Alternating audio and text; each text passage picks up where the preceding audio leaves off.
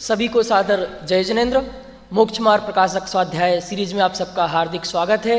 कल तक हम वक्ता कैसा होना चाहिए, वक्ता में कौन कौन सी विशेषताएं होना चाहिए, क्योंकि एक श्रोता के लिए जानना बहुत ज़्यादा जरूरी है। अगर ये विशेषता आप नहीं जानेंगे तो सही वक्ता का चयन कैसे कर पाएंगे। तो बहुत सारी विशेषताएं कल हमने जानी थी। आज और वक्ता कैसा होना चाहिए, तो मैं आदरणीय भाई साहब से निवेदन करता हूं कि कल की विशेषताओं को रिवाइज करते हुए थोड़ा सा और वक्ता कैसा होना चाहिए, वक्ता की क्या विशेषताएं हैं, वो उनसे हमें अवगत कराएं। विगत सत्र में अपन ने इस बात को काफ़ी विस्तार के साथ देखा था कि वक्ता में 4 विशेषताएं कंपलसरी हैं। हाँ। पहली बात है कि उसको जैन दर्शन का दृढ़ श्रद्धालु होना चाहिए। क्यों होना चाहिए, इसकी चर्चा अपन कल कर चुके हैं। दूसरी बात की थी जिसको विद्या अभ्यास से शास्त्र वांचन योग बुद्धि प्रकट हुई हो।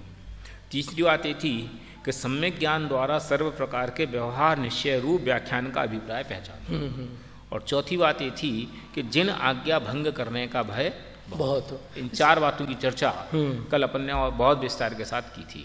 आज उसके आगे अपन चल रहे हैं और टोडरमल जी ने एक समझ लो इस विशेषता में एक नई बात और जोड़ी जो बहुत क्रांतिकारी और आज भी जिस पे बहुत बहस और मतभेद चलते हैं।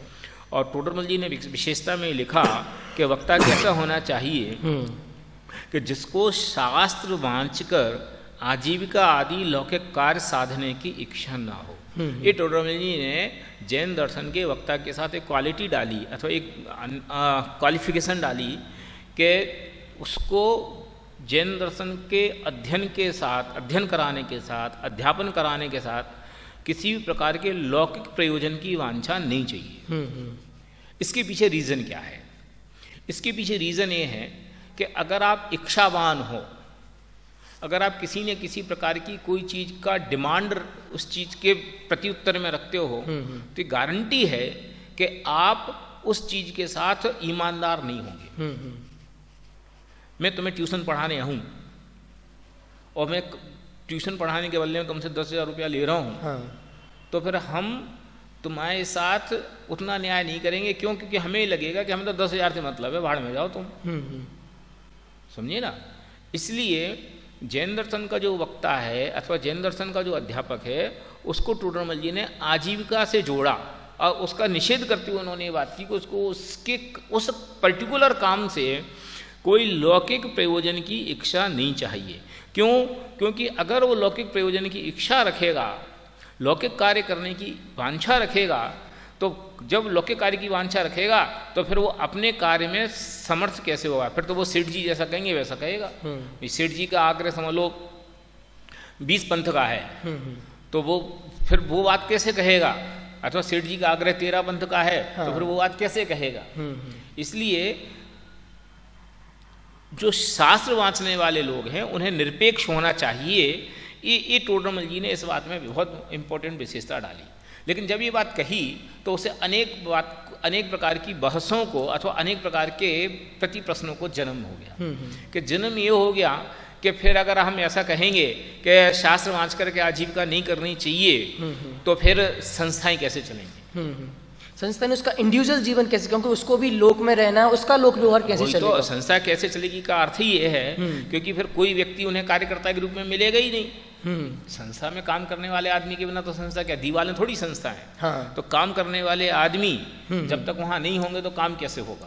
और काम करने वाले आदमी के लिए आपने बंधन कर दिया कि शास्त्र वांच की आजीविका नहीं चाहिए। वो तो संस्थाओं में तो ये जो धार्मिक संस्थाएं वहां तो काम ही ये है मुख्य रूप से, तो फिर इनका बैलेंस कैसे होगा?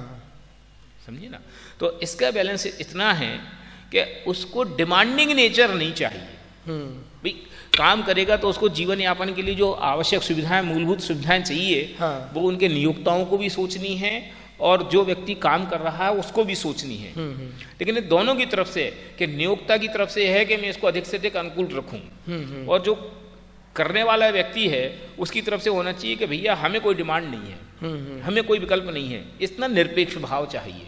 भाई आखिरकार मुनिराज भी समाज में रहते हैं तो समाज से भोजन की अपेक्षा रखते हैं। अपेक्षा रखते हैं मतलब क्या? वे तो उद्दिष्ट आहार के त्यागी होते हैं। हाँ। फिर अपेक्षा रखते कैसे कहते हैं? क्यों?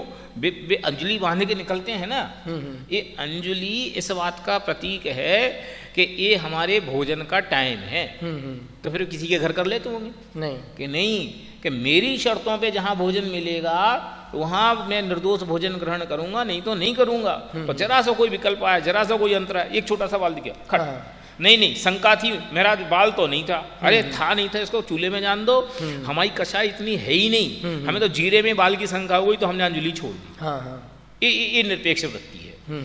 ऐसे ही कि जो समझ लो संस्था में काम करने वाला व्यक्ति है अथवा वहाँ काम करने वाला व्यक्ति है, तो वो इतना निरपेक्ष चाहिए कि उसको इस बात का कोई विकल्प नहीं है कि हमें क्या मिला क्या नहीं मिला, कितना दे रहे कितना नहीं दे रहे, कैसी सुविधा दे रहे कैसी नहीं दे रहे, इनको तो ज़्यादा दे रहे इनको तो कम दे रहे, क्योंकि उसको तो काम से प्रयोजन है। यद्यपि इसमें इतनी तो है कि उसकी जो मिनिमम लाइव समझ लो जीवन यापन के लिए जो मिनिमम आवश्यकताएं वे तो पूरी होनी ही चाहिए, वो तो बहुत नेचुरल है।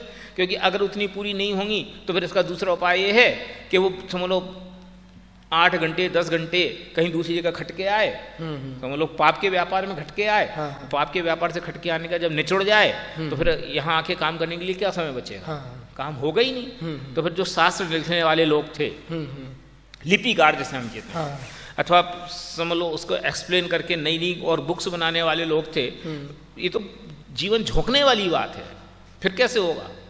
इसलिए हमें इस विषय में इतना सा क्या बोलना चाहिए, बैलेंस रखना चाहिए। जैसे कहते हैं निश्चय व्यवहार की संधि हमें ध्यान रखनी चाहिए कि संधि इसकी ये है कि शास्त्र वाँच के आजीविका नहीं चाहिए। आजीविका नहीं चाहिए का अर्थ है कि हमें कोई लौकिक प्रयोजन की इच्छा नहीं है ना। और अगर इच्छा है तो हम अपने काम के साथ न्याय नहीं कर सकेंगे। फिर कोई बात ऐसी आएगी जो हमारे बॉस के विरुद्ध है तो हम कैसे कहेंगे, समझ लो बॉस में कोई अज्ञान है, कोई गलती है, तो हम गलती को गलती कह ही नहीं सकेंगे। क्यों, फिर तो हम ही कहेंगे तो हमारी चतुराई है। क्यों, हमें तो अपनी नौकरी बचा के रखनी, इसलिए उसका निषेध किया गया। और टोडरमल जी ने इसको क्यों, इसमें क्या मामला इतना सेंसिटिव है कि इसमें आप जरा सा भी स्थान देते हो तो लोग इतना बड़ा स्थान ले लेते हैं। फिर क्या कि साहब प्रतिष्ठाचार्य जी हैं, अब उनको प्रतिष्ठा कराने के लिए कहीं जाना है तो क्या करें, पैसा लें कि नहीं लें। इसमें बहुत झगड़ा है, इसलिए मैं इस पर ज़्यादा विस्तार से भी कहना भी नहीं चाहता हूँ। और जो विशेषज्ञ विद्वान हैं, वरिष्ठ विद्वान हैं, इस विषय पे उनसे चर्चा करनी चाहिए। और मैं अभी भी ये बात समझता हूँ कि इस पर बहुत चर्चा हुई नहीं है। इस पर बहुत चर्चा की गुंजाइश है, इसलिए इसको मैं इस प्रकरण को मैं श्रोताओं के बीच में अनुत्तरित छोड़ता हूँ। क्यों, क्योंकि मैं इसमें कुछ कहूँ ये मेरा अधिकार नहीं। इसलिए जो विशिष्ट विद्वान हैं उनको इस विषय में और कहना चाहिए और क्लियर होना चाहिए। तो एक तो शास्त्र वाँच के आजीविका साधने की इच्छा नहीं है, और फिर दूसरी बात ये कि वक्ता अगर लोभी हो गया तो फिर क्या होगा, तो लोभ तो पाप का कारण है। तो फिर वक्ता नीचे हो गया और उसके श्रोता ऊपर हो गए। क्यों, उनसे उन्हें अपेक्षा हो गई। इसलिए टोडरमल जी ने उसका निषेध सब आज पर हम आज की लौकिक इसमें समाज में देखते हैं, लौकिक दृष्टि से बात करें तो जब तक व्यक्ति पैसा नहीं लेता है, कुछ चीज़ नहीं लेता, तो फुल डेडिकेशन के साथ काम नहीं करता है। इसका दूसरा पक्ष है, इसीलिए तो मैंने कहा कि मैं इस विषय में ज़्यादा नहीं बोलना चाहता हूँ। इस विषय में जो विशिष्ट विद्वान हैं उनसे अपन को इसमें मार्गदर्शन लेना चाहिए। फिर इसमें भाई सब समाज की क्या जिम्मेदारी, एक बार इस पर भी आप थोड़ा मैं आपसे इस बात पर निवेदन कर रहा हूँ कि इस विषय में जो अपने विशिष्ट विद्वान हैं, जो इस विषय के अधिकारी विद्वान हैं, उनसे चर्चा करके एक प्रॉपर स्टेटमेंट अपन को डेवलप करना चाहिए। पर आपका एक स्टेटमेंट क्या है, आप वो तो कुछ पे मैं जो चीज़ नहीं बोलना चाहता आप हमसे बुलवाना चाहते हो।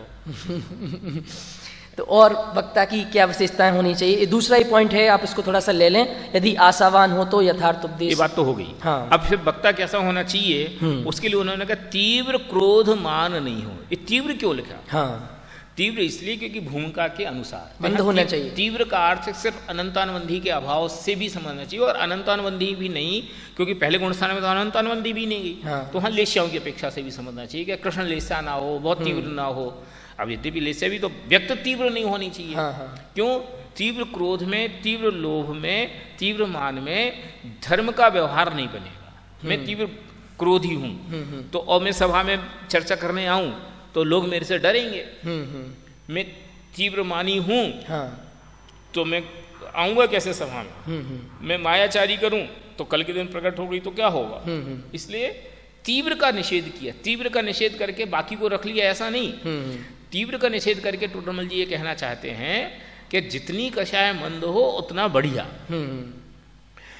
पर्टिकुलर कोई पॉइंट उन्होंने क्यों नहीं दिया, क्योंकि इसमें कोई डिग्री बताई नहीं जा सकती। कि किस डिग्री का हो, किस डिग्री का। क्यों, अगर मान लो वो कह दें कि साहब संज्वलन कसाय हो 3 ना हो, तो फिर सीधा अर्थ हो गया ना कि 6वें 7वें गुणस्थानवर्ती मुनिराज के पहले कोई वक्ता नहीं हो सकता। हाँ सर, पर आज के समाज में श्रोता बहुत आलसी हो गए हैं, प्रमादी हो गए हैं, फोन चलाते हैं, प्रवचन में बैठ के फोन लाते हैं, अनुशासन में नहीं रहते हैं, तो तीव्र क्रोध करना पड़ता है।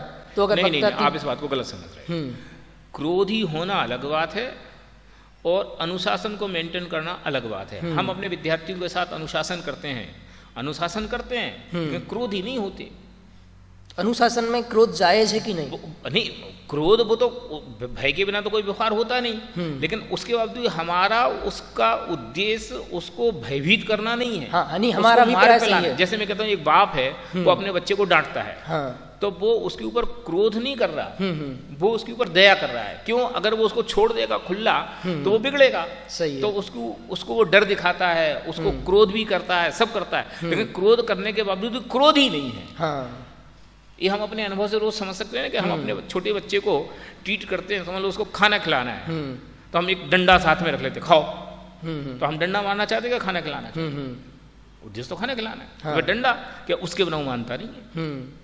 तो ऐसा कह के मैं कोई स्वाध्याय सभा में डंडा रखना चाहिए ऐसा नहीं कहना चाहता। हाँ। लेकिन मैं ये कहना चाहता हूँ क्रोधी होना अलग बात है और व्यवस्था को मेंटेन करने के लिए अनुशासन की दृष्टि से कुछ कदम उठाना ये अलग बात है। जैसे हम प्रवचन कर रहे हैं और लोग मस्ती कर रहे हैं, तो हम कह सकते हैं लोगों से कि आपको हमारी बात की जब परवाह ही नहीं तो फिर मैं क्यों बोल रहा हूँ। सही है।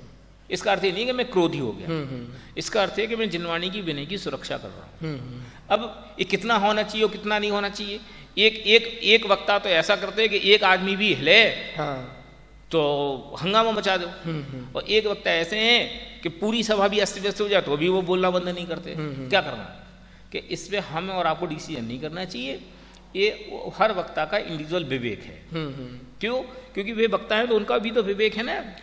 उन्हें कब करना और कब नहीं करना वो उनका निर्णय है। और हम क्यों सबको ये वक्ता सही और ये वक्ता गलत, इनका व्यवहार अच्छा इनका व्यवहार खराब, हम ऐसा सर्टिफिकेट बांटने वाले कौन होते हैं? सही है। वास्तव में तो हम ये अपने लिए डिसीजन कर रहे हैं। इसलिए हमें व्यक्तिगत रूप से विचार करने की बात है कि अगर मुझे वक्ता बनना है तो हमें कैसा होना चाहिए कि हमें तीव्र मानी और तीव्र क्रोधी नहीं होना चाहिए। अब इन्हें 2 ही कसाई क्यों ली?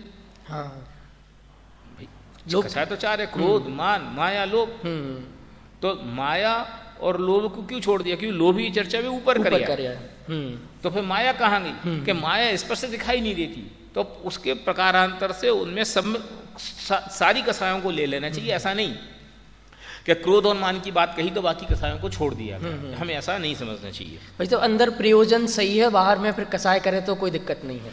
नहीं, ऐसा हम नहीं कहना चाहते। हम ये बात क्यों कहना चाहते हैं बाहर में कसाय करे तो सही है, प्रयोजन अच्छा हो, वो परिस्थिति में जैसा होता है वैसा हो जाता है। हम कसाय करे तो सही ऐसा कह के तो उस कसाय को उपाधि क्यों दिखाना चाहते हैं? सही है। लड़कों के ऊपर गुस्सा करना ही चाहिए, बिना गुस्सा के कोई लड़के ठीक नहीं होते। एक वार्डन साहब ये कहते हैं और दूसरे वार्डन साहब ये कहते हैं कि गुस्सा करने से क्या होता है, प्रेम करने से बच्चे अपने बनते हैं। अब बोलो क्या करना? इसलिए गुस्सा करना अच्छा कि प्रेम करना अच्छा? कि भैया तात्कालिक परिस्थिति जैसी होती है उसके हिसाब से जो होता है वो होता है। बेसिक बात यह है कि हमें क्रोध नहीं चाहिए, बेसिक बात यह है कि हमें मान नहीं चाहिए, और वो भी धर्म के व्यवहार में तो हमें क्रोध और मान का व्यवहार नहीं चाहिए। और तीव्र क्रोध और तीव्र क्रोध और तीव्र मान को डिफाइन करने के लिए आप बहुत सारी चर्चाएं कर सकते हो। तीव्र क्रोध का अर्थ यह है कि कोई धर्म में बात ऐसी आई जो आपके अभिप्राय के विरुद्ध है अथवा श्रोताओं के अभिप्राय के विरुद्ध है, आपने नहीं बोली। क्यों? अगर मैं ऐसा बोलूंगा तो मैं लोगों के बीच में प्रसिद्ध नहीं होऊंगा। इसका नाम है तीव्र क्रोध, तीव्र मान, मायाचारी है। फिर कोई ऐसी बात आई जो आपको अनुकूल है तो आप उसको पीट पीट करके जबरदस्ती उसको बहुत ज़्यादा उसको स्थापित करना चाहते हैं। इसका नाम है तीव्र क्रोध, तीव्र मान। माने आप अपने अभिप्राय को उसको मुख्यता के साथ प्रदर्शित करना चाहते हैं, प्रतिपादित करना, तो अपने अभिप्राय को प्रदर्शित नहीं करना चाहिए, करना चाहिए ना, कौन मना कर रहा है, लेकिन उसका एक बैलेंस है। सही है। इसलिए तीव्र क्रोध, तीव्र मान को अनेक ढंग से एक्सप्लेन किया जा सकता है। दूसरी की जो आपने भाई बात कही, यहाँ भी बात कही, क्रोधी होना अलग बात है और क्रोध हो जाना अलग बात है। तो जैसे उनके कर्म का उदय आ जाता है, क्रोध हो जाता है, तो उसमें कोई दिक्कत थोड़ी है। फिर वही बात, तो आप ये कह करके क्यों ये कहना चाहते हैं क्रोधोपाधि है? दिक्कत नहीं हो तो क्रोध तो क्रोध है, वो किसी भी कारण से आया हो वो अच्छा नहीं है। तो फिर अब आ तो जाता है, अब आ जाता तो आ जाता, उसका हम क्या करें। तो समझ उसको मिटाने के लिए हम यहाँ बैठे हैं और यहीं बैठ के फिर वो क्रोध हो तो फिर वो उसका ही प्रचार प्रसार होगा। हमारे क्रोध को किसी प्रकार से अच्छा नहीं कहा जा सकता, मुद्दे की बात तो यही है।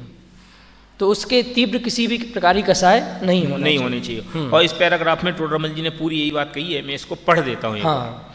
जिसके तीव्र क्रोधमान न हो, क्योंकि तीव्र क्रोधी मानी की निंदा होगी, श्रोता उससे डरते रहेंगे, तब उससे अपना हित कैसे करेंगे। हाँ। पुनश्च वक्ता कैसा होना चाहिए, टोडरमल जी की अगली विशेषता। हाँ। कि स्वयं ही नाना प्रश्न उठाकर स्वयं ही उत्तर दे।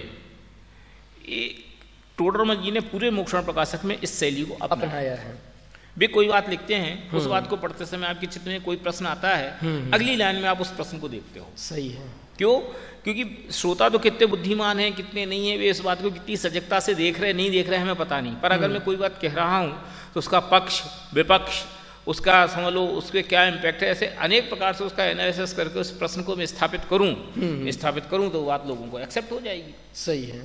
अथवा उस बात का विवेचन पूरा हो जाता है। इसलिए स्वयं ही नाना प्रकार के प्रश्न उठा करके उत्तर, समझ लो प्रकरण आया और उस प्रकरण से कोई भी बात जुड़ी हुई थी, हाँ। तो उसके अनेक प्रकार के प्रश्न उत्तर के माध्यम से उस बात को पूरा करते हैं। इसलिए जो वक्ता है ये उसकी क्वालिटी समझ लो विशेषता है कि खुद ही अनेक प्रकार के प्रश्न के इसमें में क्या क्या प्रश्न लोगों को हो सकते हैं, तो वो अपनी बुद्धि से उन प्रश्नों को लोगों के सामने परोसता है। तो लोगों हाँ यार मैं भी यही सोच, क्यों, लेकिन मैं बोलता कि ऐसे बड़े आदमी हैं। हाँ। मैं बोलता तो लोग मेरी मजाक उड़ा देते। कई बार तो लोग इसलिए भी नहीं पूछते, डरते हैं, शर्माते हैं, अथवा अपना नाम खराब ना हो जाए, अच्छा तुम्हें इतना ही नहीं पता। तो लोगों में प्रश्न नहीं पूछने के पीछे अनेक कारण हो सकते हैं। हाँ। पर आप खुद ही वो प्रश्न उठा करके समाधान कर दोगे तो उसको वो चीज का उत्तर मिल जाएगा, तो उसका मन क्लियर होगा। हाँ। देखो, स्वयं ही नाना प्रश्न उठाकर उत्तर दे, अथवा अन्य अनेक जीव अनेक प्रकार से बहुत बार प्रश्न करे, तो मिष्ट वचन द्वारा जिस प्रकार उनका संदेह दूर हो उस प्रकार समाधान करे। हाँ। मैंने श्रोताओं के क्वेश्चन से उसको डरना नहीं चाहिए। तुम तो रोज पूछते हो, इतनी सी बात नहीं आती, बेकार मूर्ख आदमी हो, क्यों आयो है, ऐसा व्यवहार नहीं चाहिए। मिष्ट वचनों द्वारा उसका उत्तर दे। क्यों? क्योंकि वो तत्व का निर्णय करने के लिए प्रश्न खड़ा कर रहा है। देखो, प्रश्न पूछने के लिए प्रश्न पूछना जुदी बात है, और तत्व का निर्णय करने के लिए प्रश्न पूछना जुदी बात है। पर तुम्हें नहीं पता ना वो प्रश्न क्यों पूछ रहा है। हाँ। तुम तो उसके मन में बैठे नहीं हो। तो अगर तुम उसके प्रश्नों पे झल्लाओगे, उसके प्रश्नों पे गुस्सा होगे, तो फिर क्या होगा, कल से पूछनी बंद कर देगा। फिर कोई भी शंका आएगी तो होगी। जैसे अपन क्लास में भी देखते ना। हाँ। कि अपन विद्यार्थियों को पूछने के लिए उत्साहित करो तो पूछते हैं, और बिल्कुल उसके लिए डपट दो तो फिर आप पढ़ा के चले जाते हो, विद्यार्थियों को मतलब ही नहीं होता, वे उस विषय को ग्रहण ही नहीं करते। सही है। इसलिए श्रोता को वक्ता अगर प्रश्न करे, वक्ता को अगर श्रोता प्रश्न करे और बहुत प्रश्न करे, देखो लिखा ना अनेक प्रकार से बहुत बार प्रश्न करे, तो चिड़चिड़ नहीं करना। मिष्ट वचन द्वारा जिस प्रकार संदेह दूर हो उस प्रकार समाधान करे। और फिर एक बात और यदि स्वयं में उत्तर देने की सामर्थ्य ना हो तो कहे कि मुझे इसका ज्ञान नहीं। ये बहुत बड़ी बात है। क्यों? जैन दर्शन तो छाय ज्ञान के द्वारा आया है, केवल ज्ञान, और हमारे पास है छायोपशम ज्ञान। तो केवल ज्ञान के सामने अथवा समोसरण में जो उपदेश हुआ उसके सामने जो गणधर ने झेला वो कितना। हाँ। फिर जो गणधर ने झेला वो उससे और नीचे के आचार्यों तक आया वो कितना, फिर और कितना, तो उत्तरोत्तर कमी होता गया ना। हाँ। तो नहीं मुझे सब आता है ये कहने वाला मूर्ख है। युगल जी एक बात कहते थे कि जो व्यक्ति ये कहता है कि मुझे सब आता है वो नंबर 1 का मूर्ख है। क्यों? क्योंकि क्षयोपशम ज्ञान में छाय ज्ञान कैसे आएगा, सबको छाय नहीं, संभव ही नहीं है। बल्कि हमें इतना सा आता है और इतना सारा नहीं आता। तो हमें कोई ने कोई प्रश्न पूछा, अब इनने पूछा और मैं जवाब नहीं दूंगा तो मेरी मजाक उड़ जाएगी। हाँ। लो इन्हें इतना ही नहीं आता। हाँ नहीं आता, ये हिम्मत चाहिए। क्यों? वो हिम्मत कब आएगी? जब उसमें क्रोध नहीं होगा, मान नहीं होगा। सही है, मायाचारी नहीं, तो फिर वो अपनी बात को एक्सेप्ट करेगा। देखो भैया इस विषय के बारे में, जैसे मैंने अभी कहा ना आजीविका। हाँ। के बारे में कि मेरा उस विषय में वो बोलना ठीक नहीं, विद्वानों को बोलना चाहिए।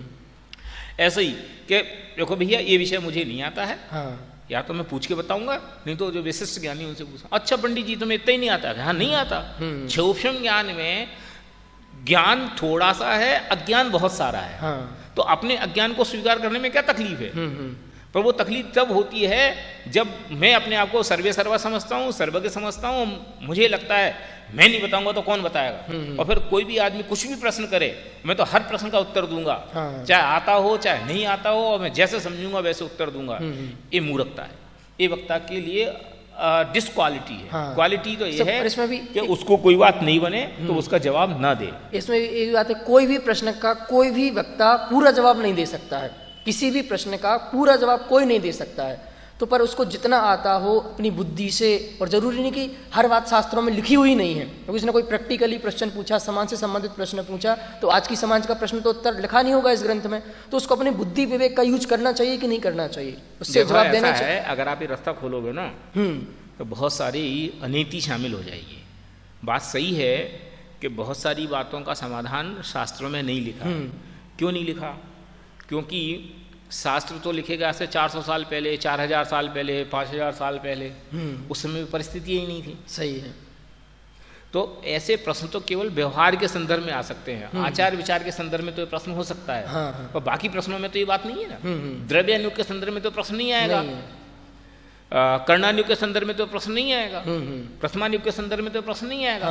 ये प्रश्न आएगा केवल चरणानुयोग के संदर्भ में। तो चरणानुयोग के संदर्भ में वो द्रव्य क्षेत्र काल भाव की परिस्थिति को देख करके गाइड करे तो मैं इसको बुरा भी नहीं समझता। और मैं इसको उदाहरण देता हूँ शास्त्रों में से कि एक मछली पकड़ने वाला आया कि महाराज हमें तो धर्म करना है। कि बेटा क्या करते हो? कैसा मछली पकड़ता हूँ। अरे यार तो तुम्हारा काम तो मछली मारना है, तो तुम तो धर्म नहीं कर सकते। ये जवाब नहीं दिया। एक काम कर बेटा, तुम्हें एक नियम लो। क्या? कि जाल में जो पहली मछली आएगी ना उसको नहीं पकड़ना, उसको छोड़ देना। उसको भी प्रथमानुयोग में जगह मिली। सही है। तो माने पहली मछली छोड़ करके बाकी मछलियों को पकड़ा जा सकता है। ये आपने अन्याय ग्रहण किया, अनर्थ ग्रहण किया। कि वो चंडाल को कि साहब तुम्हारा क्या धंधा है कि मैं तो लोगों को फांसी चढ़ाता हूँ, कि अष्टमी चतुर्दशी नहीं करना। सही है। ऐसे वो कौए के मांस खाने वाले को कि साहब तुम्हारा क्या काम? पक्षियों का मांस खाता हूँ। कि एक काम करना, कौए का तो नहीं खा रहा? कि नहीं खाता। अब कौए का नहीं खाना। तो अभी उनको स्थान मिला ना। माने जैसी समस्या सामने आई उस समस्या का जनवाणी के परिप्रेक्ष्य में उन्होंने उसका स्थितीकरण किया। ऐसे चरणानुयोग के संदर्भ में हजारों उदाहरण आपको मिलेंगे। तो द्रव्य क्षेत्र कालभाव की परिस्थिति के हिसाब से लोग धार्मिक कैसे रह सकें इसकी आवश्यकता हो तो व्याख्या करें, उसमें कोई दोष नहीं है, लेकिन उसमें सावधान रहें। सावधान ये रहें कि उसमें धर्म की मूल भावना विरुद्ध ना हो, अपने प्रमाद का पोषण ना हो, शिथिलाचार को स्थान ना मिले। इस बात का सावधानी जिसके पास हो वो कदाचित कहे तो कहे, लेकिन हम तो यही कहेंगे कि जिनवाणी के अनुसार ही बोलना चाहिए। जो बात नहीं पता हो उसमें अपना ज्ञान नहीं लगाना चाहिए। हो सकता है कि जो प्रश्न का जवाब मैं दे रहा हूँ दूसरी विशिष्ट ज्ञानी के पास जाएगा तो और अच्छा उत्तर मिले। हमारे पास उसने ले लिया, फुल स्टॉप हो गया। सही है। तो हम क्यों उसके रास्ता बंद करें? इसलिए इस विषय में वो रास्ता खोलना मैं अभी भी उचित नहीं समझता हूँ। और फिर कोई करे तो निंदनीय भी नहीं है, मैं ऐसा भी। हमारी प्रश्न ये है कि जैसे अभी आप जवाब देते तो थोड़ा बहुत क्या पूरा जैन धर्म के अनुकूल ही देते, पर आपने रास्ता बंद कर दिया कि उससे हम कुछ बोलेंगे नहीं, तो उसको तो कुछ ना कुछ जवाब चाहिए। तो वो अन्य लौकिक देवी देवताओं के पास जाएगा, अन्य डॉक्टर्स के पास जाएगा, अन्य व्यक्ति के पास जाएगा, तो वो तो अपने से भटक गया ना। नहीं, ऐसा है जिसकी होनहार खोटी है ना उसका आप कुछ नहीं कर सकते। और जिसकी होनहार खोटी नहीं है, अगर उसको आपने जवाब नहीं दिया तो विशेष विद्वानों के पास जाएगा ना। जो देवी देवता के पास जाएगा उसको तो मरना ही था, चाहे यहाँ मरा चाहे वहाँ मरा, उससे क्या मतलब है। पर ऐसा कह करके हम शास्त्र में अपनी मर्जी के हिसाब से चर्चा करने का रास्ता खोलेंगे, ये रास्ता ठीक नहीं है। हमें विधि नहीं खोलनी चाहिए। क्यों? अगर ऐसा होगा तो फिर वही बात है कि जब 10वीं नंबर की लाइन पे जो लड़के से बात करी गई, पहले नंबर की लाइन पे आते आते वो बात ही बदल गई। क्यों? हर व्यक्ति कहेगा कि साहब मेरे हिसाब से तो इसकी व्याख्या ये है, मेरे हिसाब से तो इसकी व्याख्या ये है, मेरे हिसाब से तो इसकी व्याख्या ये है। अब आप सबके हिसाब से ऐसी व्याख्या करने लगोगे तो मूल आगम तो खत्म ही हो जाएगा। इसलिए हमें मूल आगम की आमनाएं से बंध के रहना चाहिए।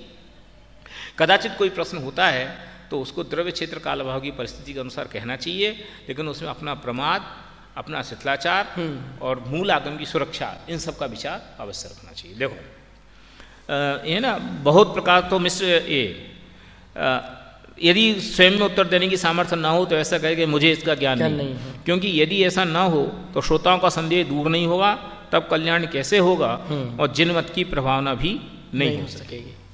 तो आज हमने देखा कि वक्ता कैसा होना चाहिए, और वो वक्ता इसलिए ज़रूरी है क्योंकि जब तक आप वक्ता का सही स्वरूप नहीं पहचानेंगे तो आप वक्ता की पहचान कैसे कर पाएंगे, उसका चयन कैसे करेंगे, उसका सिलेक्शन कैसे करेंगे। इसलिए वक्ता कैसा होना चाहिए ये हमने जाना, और विशेष वक्ता कैसे होना चाहिए इसकी चर्चा हम अपनी अगली क्लास में करेंगे।